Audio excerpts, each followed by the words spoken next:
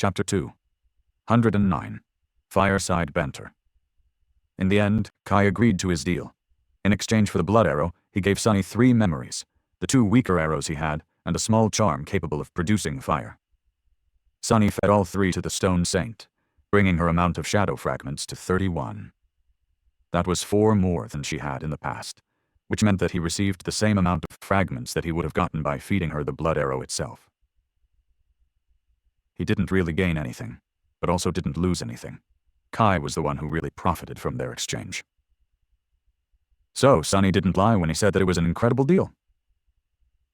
After breakfast, which transpired in somewhat awkward silence, Sunny sprawled on the ground and smiled happily.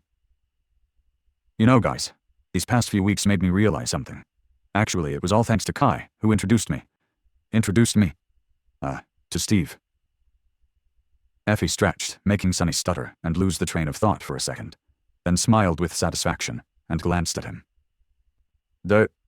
Really? And what is that? Sunny hesitated for a few moments and said, When I was a little kid, I loved reading webtoons about the Awakened. You know, the ones where they always explore ancient ruins, battle nightmare creatures, and grow more powerful with each victory. He chuckled. The hero and his cohort decide on an adventure, vanquish evil, gain mighty memories, then return to the real world and sell their spoils at the adventurer shop. They spend their money to upgrade their equipment, and immediately set out on a more epic and dangerous adventure. Cassie smiled. I loved to read those too. Sunny glanced at her and sighed. Yeah, but when I got older, I couldn't help but think, what are they thinking about? Exploring ancient ruins is not a wise thing to do.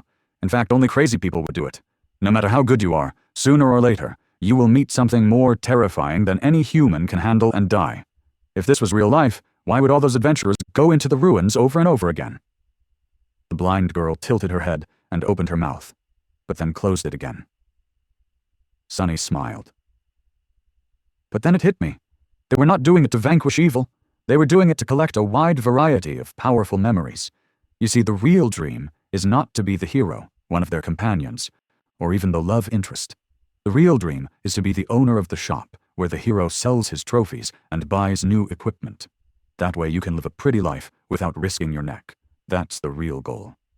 He crossed his arms and added, After a few short years of adventuring around the dream realm and collecting memories, you can retire, open a shop, and leave comfortably for the rest of your life. All you need is to sell a memory once every couple of years. Maybe make some money off the younger, less fortunate adventurers too. Kai laughed and looked at Sunny with curiosity. So, say that we somehow manage to return to the real world and become true awakened. Is this what you're going to do? Sunny thought about it for a few moments and shrugged. I don't know. I don't really have a lot to do in the real world, apart from compiling all the things I've learned about the Forgotten Shore into a report and giving it to a teacher who was kind to me back at the academy. So, maybe? I don't have enough memories yet to open a real store, though. He glanced at the charming Archer and smiled. What about you? What is the thing you really want to do if you return to the real world? Kai suddenly turned away, with a look of embarrassment on his face. I don't know. I haven't really thought about it. But after several seconds, he suddenly said in a shy voice, Avatar Singer. Sunny blinked. A what? The Archer hesitated for a while, and then explained. Avatar Singer is a music competition show. Popular singers compete with each other, but the twist is that they are all using the stock VR avatars to perform, so the judges can only evaluate their voices and skill. They only learn the singer's identity after. Effie giggled. Why would you want to hide your pretty face, Knight? It's your best feature. Kai was silent for a few moments, and then smiled gently. I just think that it would be nice to be judged based on my skill and talent alone, with nothing else getting in the way. Also, that would be such a great way to announce my return to the fans. Just imagine. They would be so excited. That would be a perfect media storm. Sunny shook his head. It seemed that Kai was really a celebrity. Talking about things like fan reactions and media storms with a straight face.